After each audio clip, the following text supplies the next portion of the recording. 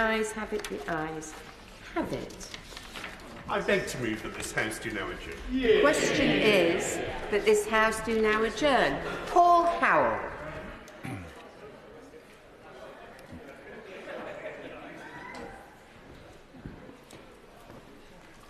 Thank you, Madam Deputy Speaker. So, why am I here talking about social media in prisons? One of my usual expressions for describing what it's like to be an MP is push and pull, meaning that I push my experience and my knowledge into this place, but I'm pulled in by the issues that affect my constituents. So I bring my life experience and business background and I react to issues that are arising, and particularly those from my constituents. This is why I've been so engaged on issues as diverse as left behind neighbourhoods, Furry Hill Station and female hormone deficiency. But today I'm taking this opportunity to discuss two of the most challenging issues facing young people today, which are knife crime and the damage done by social media. These problems have been horrifically exemplified by the case of my constituent, Zoe McGill, and her son, Jack Woodley, who was tragically stabbed to death in 2021. These past few years have been incredibly challenging for Zoe. Although her son's murderers were jailed for between 8 and 17 years, one can imagine her horror when she discovered that one of them had made a TikTok video in which he raps about his sentence, implying that it's not serious, and he boasts of having a phone while wearing a designer T-shirt. As a result of my work with Zoe, I became involved in the Northern Echo's North East Knife Crime Task Force. It was launched last year as a way to coordinate the efforts of individuals and groups who want to address the causes of knife crime and change the culture and mindset of young people who carry these weapons. Zoe has been involved with this from the start, along with other parents who also lost their children. We have seen far too many examples of young people being stabbed and leaving behind relatives fighting for a cause.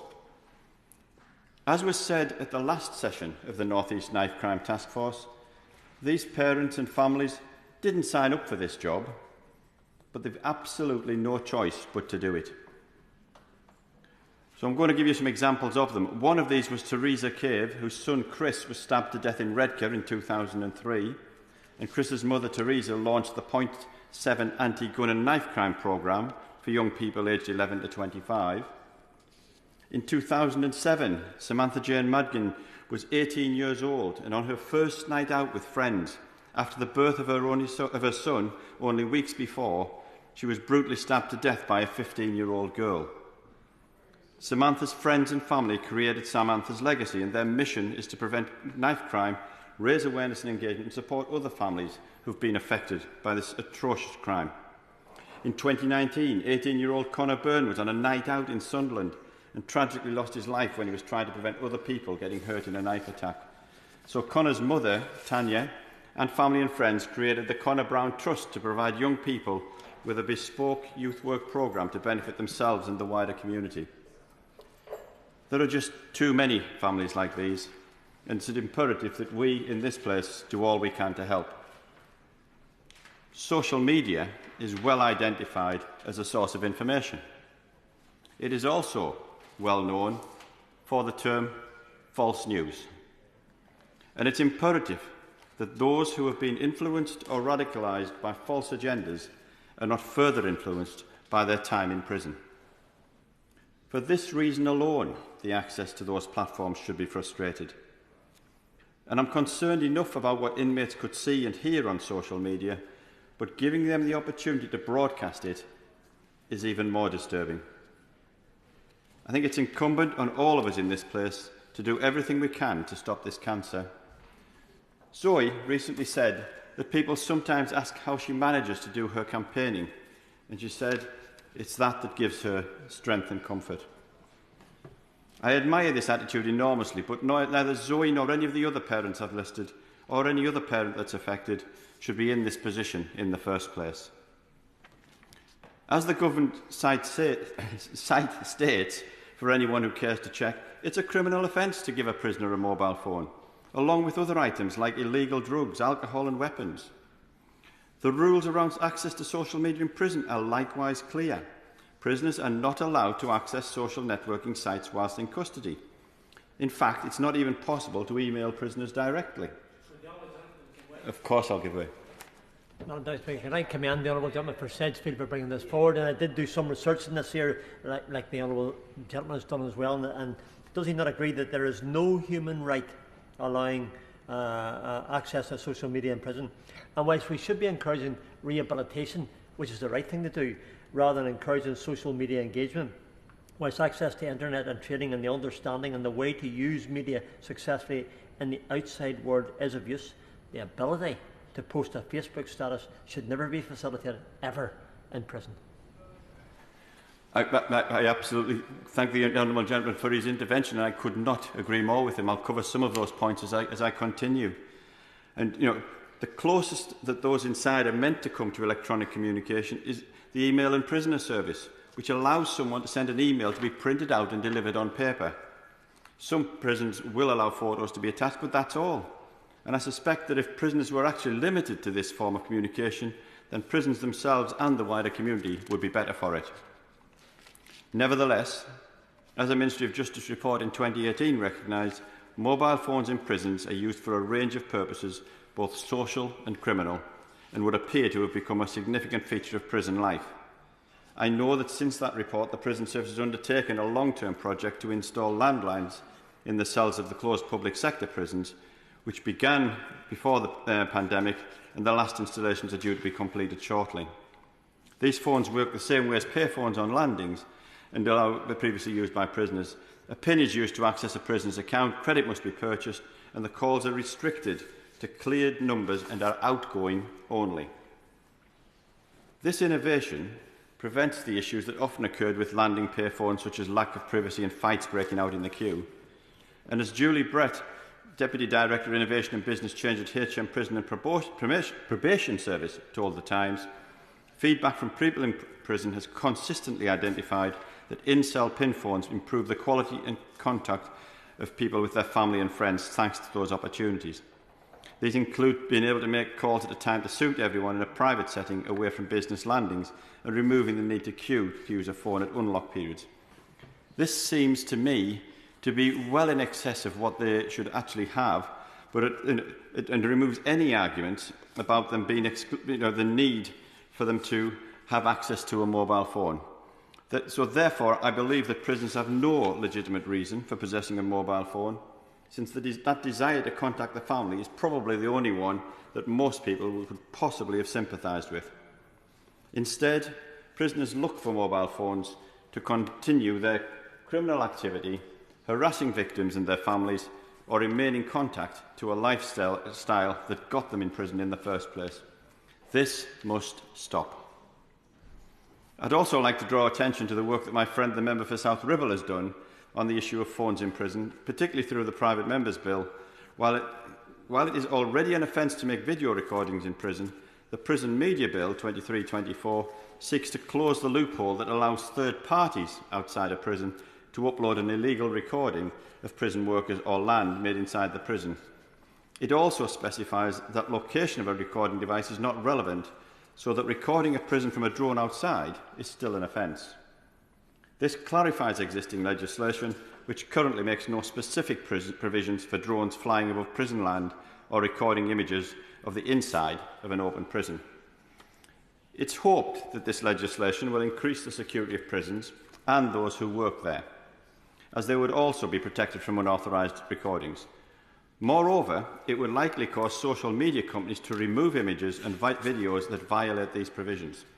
Such a step would make all the difference to people like Zoe, who continues to be harassed by her son's murderers and their families via social media with images taken in prison. While one can debate whether the primary purpose of prison sentences is to rehabilitate the prisoner with a view to reintegrating them into society, or whether it's to punish the person for the crimes they've committed, a denial of liberty and therefore social media is necessary in both cases. Of course I'll give way. very grateful to the Honourable Member for securing this adjournment debate, and it's really awful to hear about the experience of his constituent and her appalling experience as a victim of knife crime and her brave campaign around access to social media. In 2013, the government sought to take away from prisoners the right to read books and have access to books. The Howard League for Penal Reform fought against that, a successful campaign in 2014, and that was all about education and rehabilitation. Does he believe that prisoners ought to have access to books like I do? Thank you for the intervention. I think it's like anything else. It depends which books we're talking about and what we are. If we're talking about books about how to develop a new gun, no. But if you're talking about things to educate in a world that we want to go into, my apologies, yes. Then of course, it's like everything else. The devil in this place is in the detail of what we do. But how can the question in this particular case is, how can a person be rehabilitated if they still participate in the same social groups as before? It may be virtual, but for many young people, their virtual activities are as real and meaningful as their physical ones. We wouldn't allow prisoners serving time for murder to leave for the evening, have a drink with their friends, so why should we tolerate them having unmonitored video calls with the same people? I believe that the purpose of prison ought to be punishment, especially for serious crimes. It's no bad thing if prisoners are sat in their cell sadly wondering what's going on with their old friends, feeling out of touch with the outside world. The denial of liberty and restricted access to the world outside prison is exactly the point of being locked up. The rules are clear. Mobile phones are not allowed among prisoners. Jack's killer should never have been able to make or post a video. I also question why the murderer should be dressed in a designer T-shirt, looking to all and sundry like he's about to go on a night out. In response to Zoe's complaint, the prison service said that mobile phones are not tolerated and those who have them face extra time in prison. Can I ask the Minister what is actually happening in this case and what steps are being taken to prevent something like this happening again? What repercussions have followed for this individual? We must demonstrate that actions have consequences. Otherwise, we give the impression that the justice system thinks it's acceptable to show off contraband like mobile phones in prison and to use it to harass a victim's family. Now, whilst I know that steps are taken to prevent contraband such as airport-style security, whatever their current approach is needs more energy because this is not an isolated case of a prisoner possessing a phone. I will acknowledge that we are taking steps in the right direction. I'm aware of legislation that was passed last October to crack down on the use of drones to deliver probably drains as well, Madam Deputy Speaker, to prisons. Previously, police, bizarrely, could only act on drone sightings near prisons if there was evidence it was being used to smuggle contraband. Why else would a person fly a drone above a prison? To admire the architecture? I think not. Since last month, it's become an offence to fly a drone within 400 metres of closed prisons and young offenders institutes in England and Wales. A fine of £2,500 could be issued for flying the drone, but importantly, for those who deliver the goods, the punishment can be up to 10 years in prison. And we've seen intercepted drone deliveries carrying more than 35,000 of banned goods, but some of these were before the actual law change, so I'm delighted to see that change in law. But in terms of contraband in prison, it seems to me that mobile phones should be the easiest to find and remove from the prison estate. The technology exists and would make a significant difference in the behaviour of prisoners if used widely. For example, a company Unify offer a Unify Detect service that provides constant mobile detection and sends real-time alerts when it picks up unauthorised use of mobile phones. Using Bluetooth Wi-Fi signals, it can locate the precise location of the phone, down to the cell. I wonder whether the Minister can tell me how widely this sort of technology is used in prisons to combat the use of mobile phones and whether his department is considering expanding it. With phones, of course, comes social media. I don't need to tell anyone here about the harm social media can cause, even among users who have not been convicted of murder. In a place like prison, social media can be even more influential, as it's one of the few forms of contact that they're using to get to the outside world. We know it amplifies the peer pressure young people already face and has been linked to poor mental health in teenagers. But technology and social media can be used positively to address things like knife crime. We see very many examples of social media pressure being a key part of driving young people to take the action that's resulted in them being in prison in the first place. So, Madam Deputy Speaker, there is some exciting work in technology, in particular in virtual reality, that could help in this space. For example, the EdTech company Round Midnight has done some pioneering work using art and technology to engage young people in discussions around many sensitive subjects. They offer a range of virtual reality workshops and create curriculums that are designed to transform students' learning experience while tackling important social issues. Their youth engagement programmes promote mental well-being and social responsibility and address critical issues such as knife crime. I've seen one of their examples, and what they do is they use people who've been involved in the space of knife crime, for example, as the actors in the process, and they'll leave the person taking the virtual reality experience to make decisions at various stages based on questions that are asked to them. And it becomes interactive, and it becomes something that they can learn from and see the consequences that are there without it becoming a real-world scenario. And when you watch that sort of thing, the pressure that social media can put on people who are absorbed in that world is just intense. This company are the leading provider of virtual reality workshops. They create bespoke programs, train teachers in schools across the country. Most importantly, the approach works because they focus on areas that target audience cares about.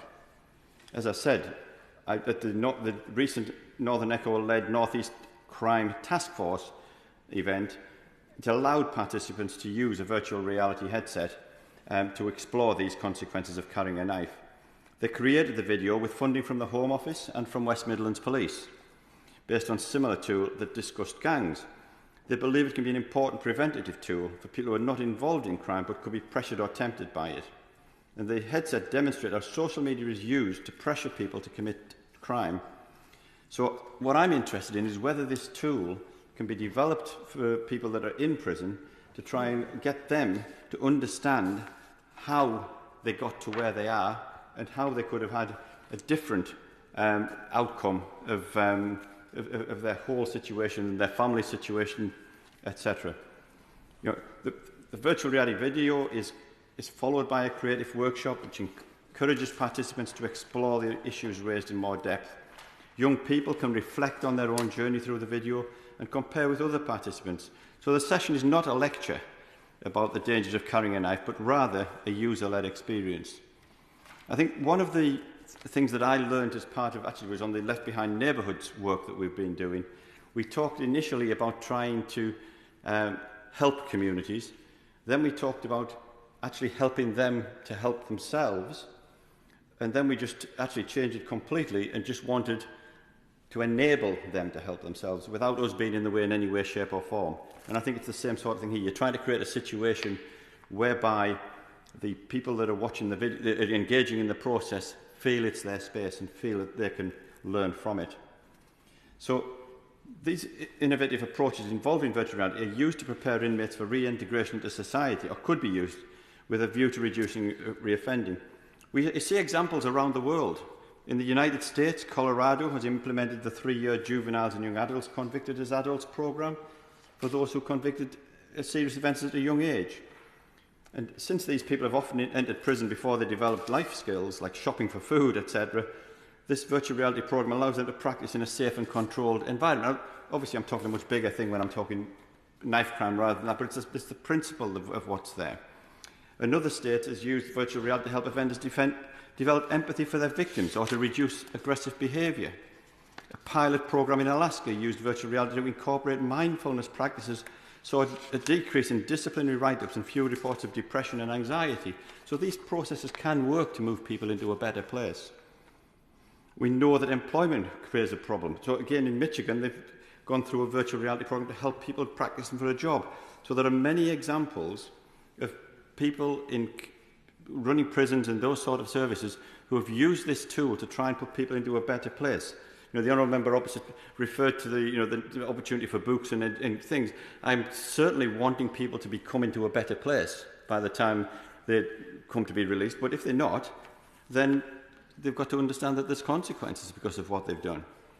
The professor who read that last study I was referring to commented that above just the employment rate, those that involved with Molly, who was the virtual hiring manager, had stronger interview skills, greater reductions in anxiety, etc.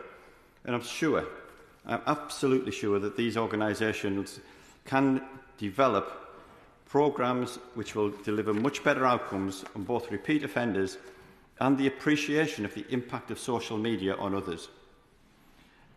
It's clear that social media can be such a positive or a negative experience, and depending on how you're engaging with it and what you're doing, and these tools can get us into that place.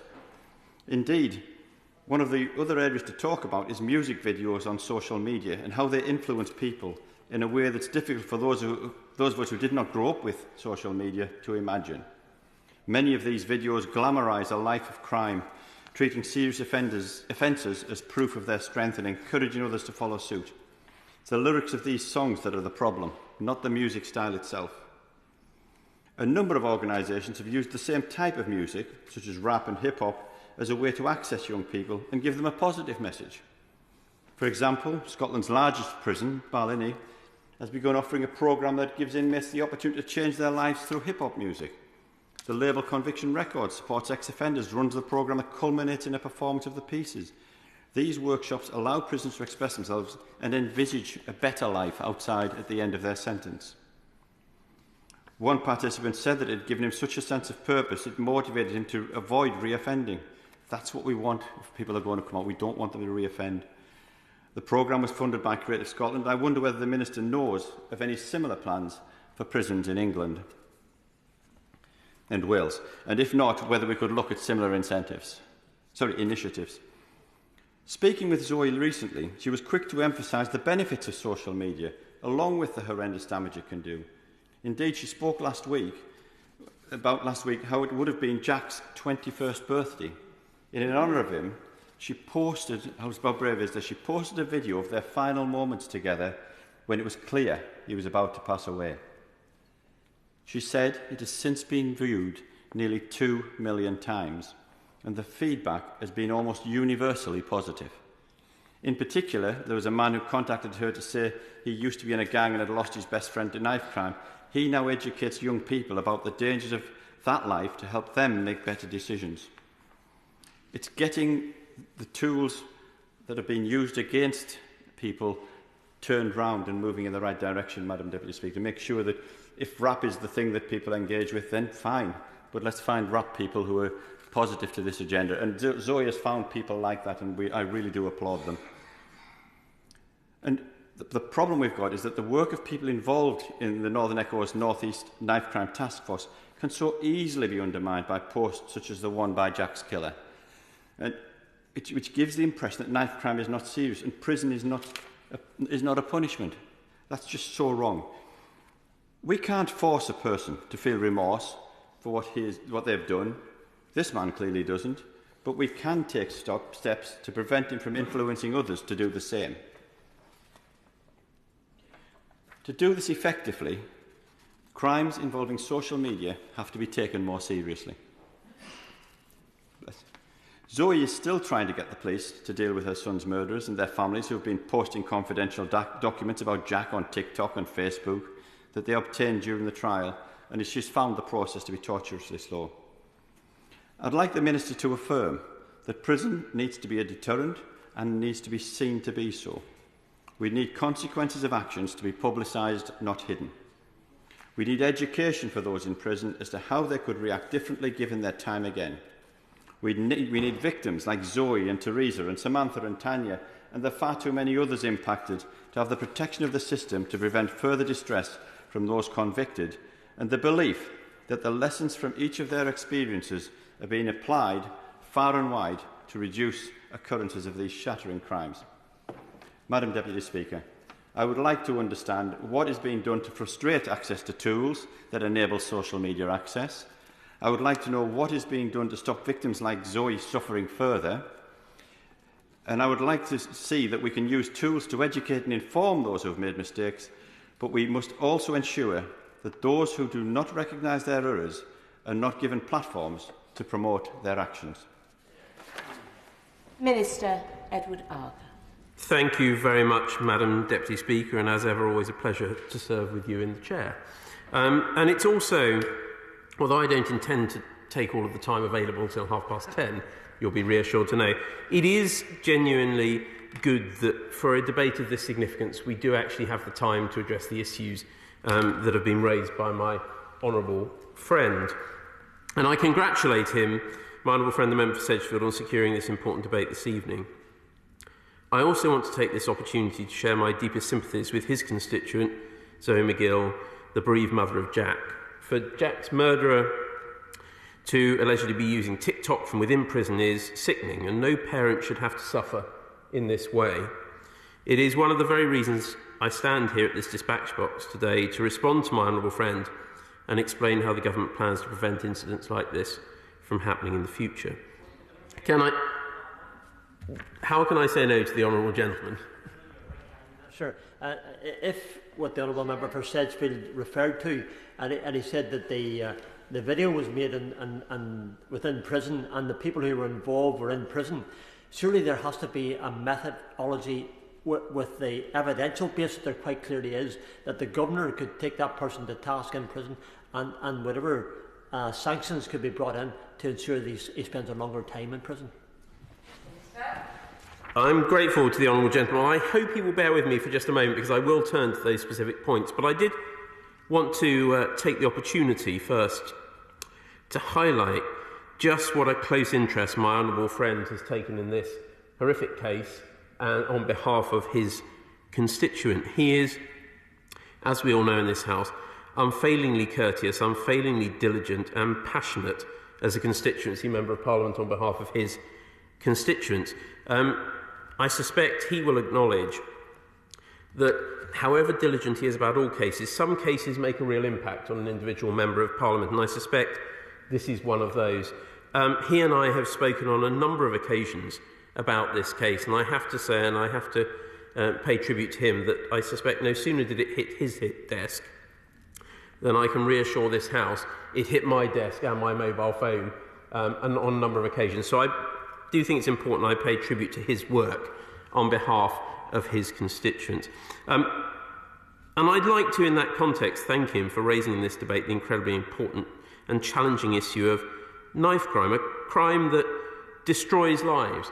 And so often, not just the lives of those who are victims to it or those that are not carrying a knife and end up as the innocent victims, but we need to remember and we need to remind people that those who carry a knife are equally at serious risk of being a victim themselves.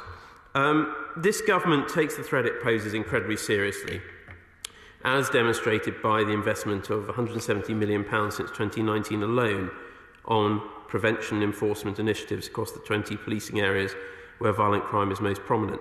That includes Northumbria, which covers Newcastle, Sunderland and the surrounding area. Through those initiatives, an estimated 136,000 violence offences across the country have been prevented in their first 3 years. These efforts, together with the broader Home Office serious violence strategy, mean that 120,000 weapons have been removed from Britain's streets, and knife crime is now 7% below pre-pandemic levels. I also want to take this opportunity to acknowledge and highlight the important work, as my honourable friend has done, of the North East Knife Crime Task Force. I am aware of the vital work this organisation, this task force, does, not least through the representations made to me by my honourable friend, and how it brings together victims' families, representatives from sports clubs, teachers and people from across the criminal justice system to share ideas and forward-thinking strategies to help prevent lives being lost on our streets. Now, I know this is a relatively new task force founded last year and is set up and driven by that national institution, the Northern Echo, and by brave local parents, including Zoe McGill. And if I may, I just want to take a brief moment to pay tribute to her for her dignity in the face of a terrible tragedy and her willingness, in a sense, to put herself out there to try and make a difference to prevent this happening to other families. And in that vein, I should recognise, as my honourable friend did, Teresa on behalf of Chris, Samantha's family and friends, and Tanya on behalf of O'Connor. I think we in this House, as constituency members of Parliament, and indeed as a House, owe a huge debt to those who have suffered the most unthinkable things, but put them in a place where they want to try to make a difference to prevent it happening to anyone else. Tackling knife crime and preventing future victims, of course, is a policy area led by my colleagues in the Home Office, but I will, of course, be very happy to work with my honourable friend and Home Office colleagues to see what can be done to work with that task force. My honourable friend rightly mentions that Jack Woodley's murderer allegedly being able to access social media undermines or potentially undermines the criminal justice system and, of course, torments the families of victims. And this is, of course, clearly unacceptable, which is why my department has invested in the Digital Media Investigations Unit. As soon as they spot or are alerted to prisoner misuse of social media, they act swiftly to work with social media companies to have the content taken down. In the case of Jack's murderer, the team did just that. They quickly and thoroughly investigated this social media misuse and successfully worked with TikTok to remove the content and indeed the account within 3 hours of it coming to our attention. Now, while I'm afraid, and I appreciate this will be a slight frustration to my honourable friend, I must be a little bit cautious about speaking about the details of this specific case in the public forum on the floor of this House. We are clear that there are robust systems in place to prevent and address poor behaviour, including serious rule breaking. Those caught with a mobile phone can face referral to the police and extra custodial time for the offence under Section 40D (3A) of the Prison Act 1952 of possessing a communications device within a prison without authorisation, whilst those who are caught smuggling in phones can face the same consequences under Section 40B(1)(a) of the same Act. As the Minister responsible for prisons, I am increasingly concerned by photos and videos from custody being shared on social media. This content traumatises victims, can intimidate prison staff and threatens the security of our prisons, and it is indeed a critical issue, and I want to recognise the impact these types of online material can have on victims of crime and their families. In separate cases to those which my honourable friend has mentioned, I was made aware of a parent whose son had been murdered, contacted HMPPS after seeing photos on social media posted by their son's murderer from prison. HMPPS reported the content to the platform in question, but in this instance, regrettably, it remained online. In another example, the victim of an assault contacted HMPPS about a video of their attacker in prison, talking for almost 15 minutes about the offence and being disparaging about the victim. Again, HMPPS reported the video to the platform it was hosted on, but again, regrettably, it remained online. I cannot imagine the distress that seeing these posts must have caused. Now, as my honourable friend stated, we cannot allow prisoners to use illegal phones to engage in criminality from behind bars. The Ministry of Justice has a zero-tolerance approach to illegal phones, and prisoners caught smuggling illicit items can, and rightly, do face extra time behind bars, loss of privileges and other sanctions. The most serious crimes, including those where a mobile phone is being used for criminal activity or identified as belonging to a prisoner who is a high-risk offender, are also referred to the police in line with the Crime in Prisons Referral Agreement. We have a commitment from the Crown Prosecution Service that they will always seek to prosecute in serious cases. Moreover, prisoners are not permitted to have unsupervised access to the internet or any access to social media, and can again be punished if they access the internet without authorisation. Under national policy, prisoners can only access the internet in a supervised environment and only for rehabilitative purposes. We are clear that harmful social media content posted from prison should not have a home online, and that we need to take effective action to remove it. Clearly, the current legislation does not quite go far enough, and that is why the government is committed to supporting the Prison Media Bill, which has been brought forward by my honourable friend, the member for South Ribble. This bill tackles the issue of harmful media such as videos and images created within or showing the inside of prisons being uploaded to social media platforms by strengthening existing legislation, namely the Prison Act 1952. Crucially, the bill would close existing loopholes, as although it is currently illegal for a person to upload content from inside a prison, it is not yet illegal for a person in the community to upload media they have been sent by someone in custody. This means social media companies need to try to establish if content was uploaded from inside a prison to determine whether it is unlawful. The bill would make the uploading of all unauthorised prison content illegal, regardless of whether it's uploaded from within a prison or indeed the community. The bill will also address loopholes around the creation of prison content. While it's currently illegal to film inside of a prison, the law is not clear that it is illegal to film the inside of a prison from the outside, for example by drone, or to film staff from outside the prison walls. Videos taken from above, for example by drone, can also cause security risks by showing the layout of the buildings in detail and the movement of staff and prisoners, helping criminals smuggle in drugs or weapons. The bill provides a solution to these issues by making it an offence to create or upload unauthorised media of the inside of a prison from outside, or of prison workers on prison land. These measures will remove any ambiguity and bring the law up to date. It's a wide-ranging problem with real-world impacts. I've mentioned just a few examples today, but in 2022 and 2023, combined, HMPPS identified and reported over 1,200 pieces of harmful prison content. The bill will support the work of HMPPS's specialist digital media investigations unit that I've already referenced. Now, last year, this government passed the Online Safety Act, placing the world's first legal duties on social media platforms to protect the public from harmful online material. Now, if this additional bill passes, we will explore how content created of or inside prisons can be added to the list of priority illegal content in the Online Safety Act, meaning that social media companies will be required by law to proactively remove it. Now, my honourable friend touched on the significant investment already made by the department in stopping mobile phones from being smuggled into the prison estate. We finished delivering our £100 million security investment programme in March 2022, and we continue to adapt and develop our countermeasures to tackle new methods as they emerge.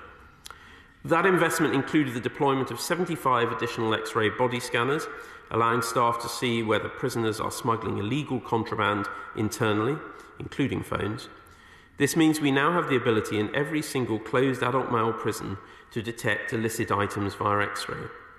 This is particularly important as some phones, known as micro-mobiles, are no bigger than a matchbox. They are small, easily concealed and hard to detect. Between July 2020 and October 2023, the X-ray body scanners have recorded 46,925 positive indications, helping to tackle the supply of mobile phones and drugs into prisons. The programme also delivered airport-style enhanced gate security at 42 high-risk prison sites across the private and public prison estate, implementing routine searching of staff and visitors. This investment paid for 659 specialist staff, 154 drugs dogs, and over 200 pieces of equipment, including archway and handheld metal detectors. These are all vital tools in stopping mobile phones and SIM cards from circulating in our prisons. We have procured, developed and installed a variety of detection and other mobile phone technologies across the estate, targeting prisons that present the highest risk of harm through illicit mobile phone use. Now again, I'm sure my honourable friend will appreciate that in this public forum, I'm not always, well, I always try to be in this house as open as I can. There are some things I'm not able to go into as much detail as he might wish about the specifics of what the equipment does, where it is deployed, the extent of the capability, or to disclose suppliers due to security and commercial sensitivities, and to protect the tactics involved. It's vital that those seeking to undermine our defences are not given any information that helps them to do so. But I am more than happy to meet separately and privately with my honourable friend, if that is helpful to him, to discuss this area in more detail and hopefully provide him with further reassurance of our capabilities in this respect. Now, in terms of VR, which my honourable friend mentioned, this is again an area I will look further into. We will consider the merits of potential future options that would allow for VR delivery in regard to training and rehabilitation of prisoners. Now, as was highlighted in October 2023, we also introduced new legislation to crack down on criminals using drones to deliver contraband, including mobile phones, into prisons. The new airspace restrictions made it an automatic offence to fly drones within 400 metres of any closed prisons or young offender institution in England and Wales. Drone operators that break the rules could face fines of up to £2,500, while those found smuggling illicit items will face up to 10 years in prison. These restrictions mean police and prison staff can quickly identify suspicious drones and take action against suspected criminal activity, including the illegal filming of prison establishments. We are also investing in a new digital forensics unit to interrogate devices smuggled into jails to produce improved evidence, more likely to bring a successful prosecution in court. And of course, as my honourable friend has stated, there is fundamentally no need for a prisoner to be in possession of a mobile phone. The last installation of landlines across all closed public sector prisons in England and Wales are due to be completed this month. These phones are installed in prisoners' cells to enable closer family ties and improve safety on wings, where payphones on landings were previously used. A PIN is used to access a prisoner's account, and credit must be purchased in advance. The calls are restricted to security-cleared numbers and are outgoing only. Furthermore, since 2020, all prisons across England and Wales have the capability to offer social video calls with approved family members and friends, in addition to existing means of contact, including, of course, social visits, phone calls and letters. I commend my honourable friend for raising the important issue, the ways that young offenders can engage positively with a wide range of rehabilitative endeavours, such as through music, helping them move away from criminality and rebuild their lives. And the honourable gentleman, the member for Tiverton and Honiton, was right. He alluded to an example in the case of books from when his party was in coalition government with my party in 2014. He's right to highlight the importance of books. As my honourable friend suggested, we need to make sure they are the right, that there is a degree of caution exercised. But I had the privilege of visiting HMP Leicester last week and seeing the amazing prison library they have there, the work it does, the work trusts like the Shannon Trust, the National Literacy Trust all do, and the power, I suspect, and I say this as someone with probably about 2,000 books cluttering up my house, we all know the power of books to give people new opportunities, new ideas, an opportunity to make a positive start. To conclude, Madam Deputy Speaker, I would echo the views of my honourable friend. There are 5 objectives to sentencing, and one of those purposes of prison, of sentencing, is to deter people from committing crimes. And depriving an individual of their liberty represents a significant deterrent, and it must do. And of course, those sentenced to custody are paying a debt back to the society and the individuals they have offended against, also serving to protect the public by keeping in custody those committed by the courts. Now, that core role of protecting the public from serious offenders should also extend to helping those in custody to be given a positive choice in their life, to make a life decision that is not to pursue a lawless life, but to set out on the straight and narrow and make positive choices, which mean they don't reoffend, which mean there are fewer victims of crime in all of the communities we represent. And it is important we recognise that creating and uploading social media content from within prison does not form part of that rehabilitative journey. I urge colleagues across the House to give the Prison Media Bill their support on its second reading this Friday to close the loophole exists. But more broadly, I want to conclude by paying tribute to Zoe and those others who have seen their families ripped apart by the horror of knife crime or other violent crime, but also to my honourable friend. And I think that Zoe and others will know that in him, she and others have a fantastic champion and a genuinely caring and dogged advocate for them in this House. I believe we've made significant progress, Madam Deputy Speaker, but there is always more to do, and we are determined to do it. Thank you, Madam Deputy Speaker. The question is, this House do now adjourn. As many as are of that opinion say aye. Aye. The ayes have it. Order. Order.